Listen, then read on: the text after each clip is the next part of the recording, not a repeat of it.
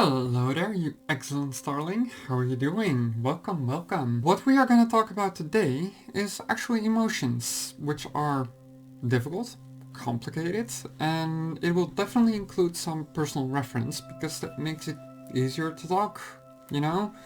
In my book, there are easy emotions and complicated emotions. The easy emotions are the ones that you can identify really easy. Think like anger, that looks something like, "You broke my car and now you won't even pay for the damages?"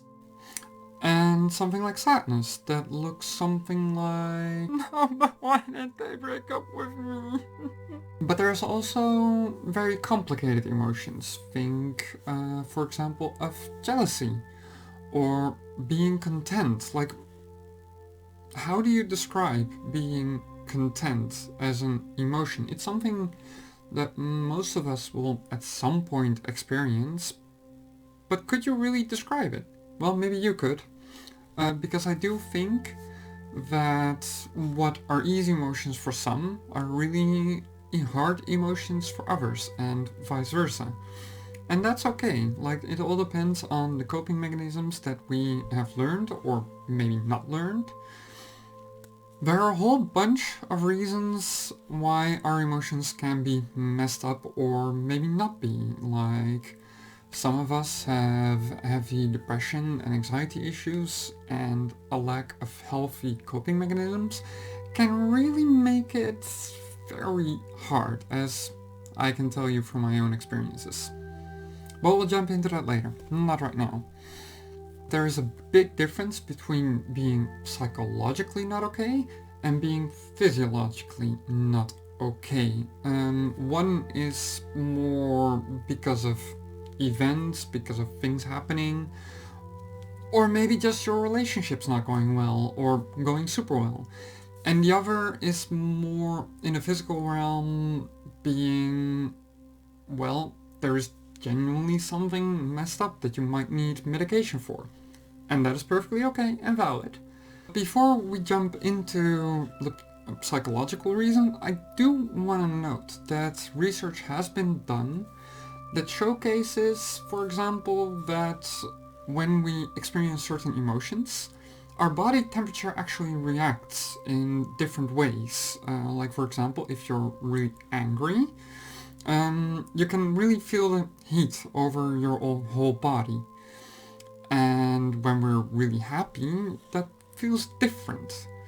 And in my personal experience, I've actually noticed when I'm, for example, out cycling, I sometimes get really impatient and maybe a little bit angry even.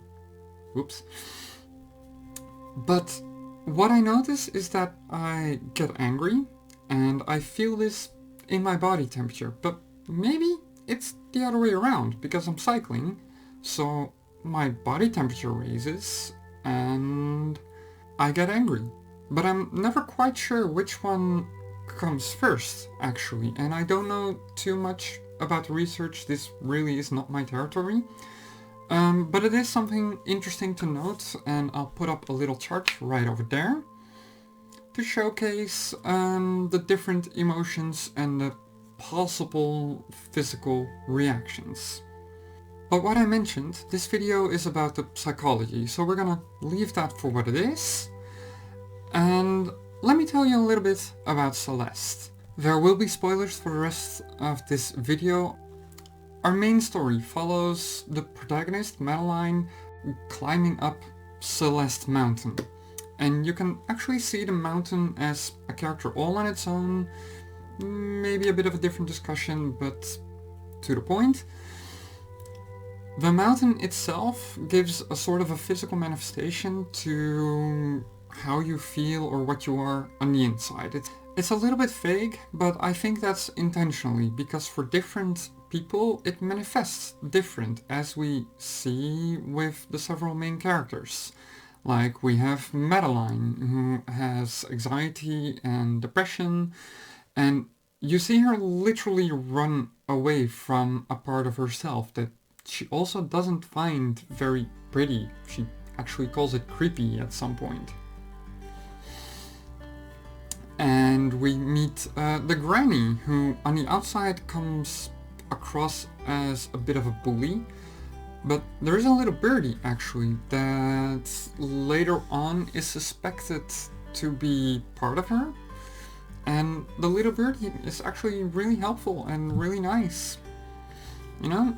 And we also, for example, have Theo, who at some point gets stuck in a crystal that you could say is him being stuck under the expectations and the all eyes on him feeling, you know? So the character that I want to zoom in onto right now is Madeline.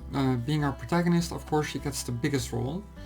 And somewhere, what I would say is about halfway the game, she has a whole conversation with Theo, our main side character. Main side character? Yeah, I say that's a thing. And she talks about her unhealthy coping mechanisms in the form of just drinking. Like Theo asks her, how do you cope with all of this? And she very casually just mentions, like, mostly drinking. And during this same conversation with Theo, she comes to the conclusion that she maybe should kill a part of herself. Which, honestly, if you think about it, that's not healthy. But I do think it is a reaction that a lot of us get, a reaction that I myself have had, which made this game really, like, hit hard and close to home. Not long after that, we get a dream sequence where she starts talking to this part of herself that she doesn't like. And she actually mentions that she doesn't need it and she wants it to go away.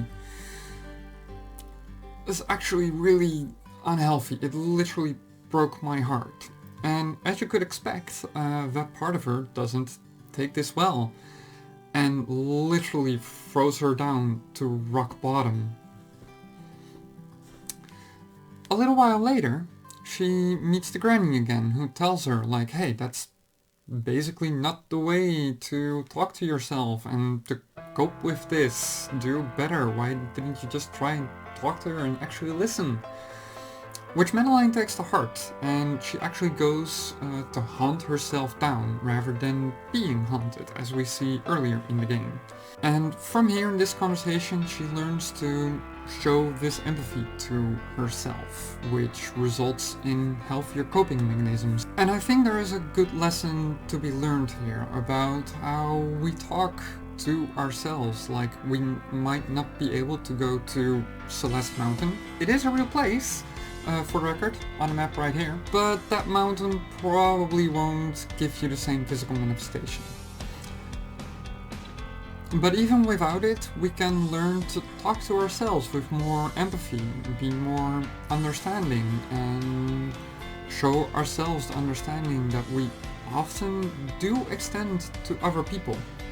So before we jump into the next part, I would like to extend a little content warning considering mental health, potential mention of suicide and other things. If you're not equipped to deal with that, please practice self-care and be back at this timestamp. Thank you. 3, 2, 1. So early in the game, we actually see a little tombstone dedicated to those who perished on the climb. We can see the mountain as both the issues we have and the things we need to overcome, and as a method of overcoming these things. It's really both, I think, which is really powerful.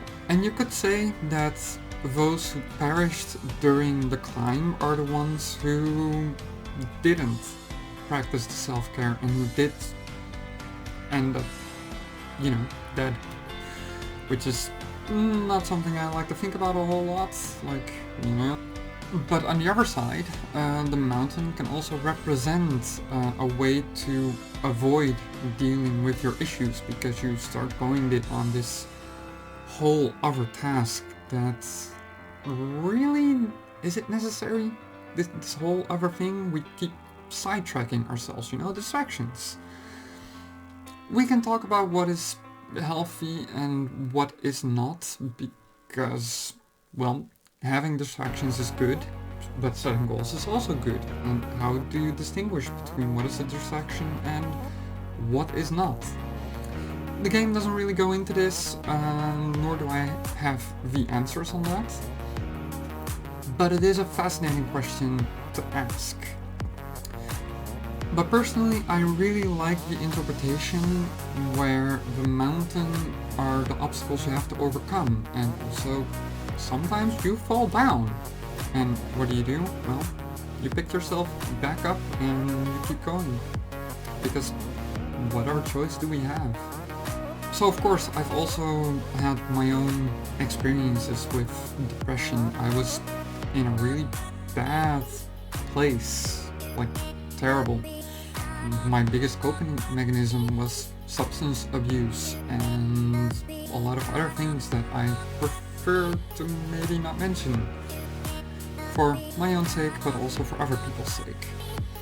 And the way I got out of it, well, I don't fully understand, but one thing that I do remember helped a lot was, just like Madeline, even if I didn't get to the right conclusions, I did talk to people, which really helped, and people shared their experiences, and I think that that is one of the most important things. Like, you know what they say, misery loves company, and I think this applies more to the more you talk about what you're experiencing, the more people you will find that feel the same things, and it will make it easier to feel heard. Because that's been my own conclusion here. The biggest pain we can feel is the pain we feel when we're not heard. Like, I really think it is one of the most important things. And maybe I'm wrong. Maybe there's something else to it. Like, I don't know, I'm no health expert. I'm just a random sucker on the internet making a YouTube video. That said, I would love to hear your opinion. Like, what are your coping mechanisms, healthy or unhealthy, and why do you do these things? Like, I am genuinely interested. Hello, Future Nova here from the editing room. As I'm rounding up everything, I actually realized there's so much I didn't talk about. The most important thing, like, Theo teaches her a method to cope with her anxiety, which is if ever. And I never actually talked about that, and it's such a shame. But I might do a future follow-up. Maybe? I don't know. We'll see. Thank you for watching. I hope you enjoyed, maybe learned something. And you know what? Don't forget to like, subscribe, all of the things. This isn't new. Thank you, you excellent starling, for watching.